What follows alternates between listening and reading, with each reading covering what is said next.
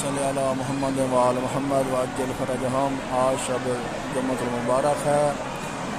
جتنے مومنی مومنات فانی جہاں سے رحل فرما گئے ان کے درجات بلند فرما، بالخصوص میرے والد محترم کے درجات بلند فرما، آل محمد کے اس کے تمام شیعان حیدر کرات کی حفاظت فرما، جتنے مومنی مومنات حج و زیارات کو کثرت حج و زیارات سے مشرف فرما، آل محمد کے صدقے تمام مومنین کی حفاظت فرما، مومنین کو شر شیطان، شر انسان، شر حیوان سے محفوظ فرما۔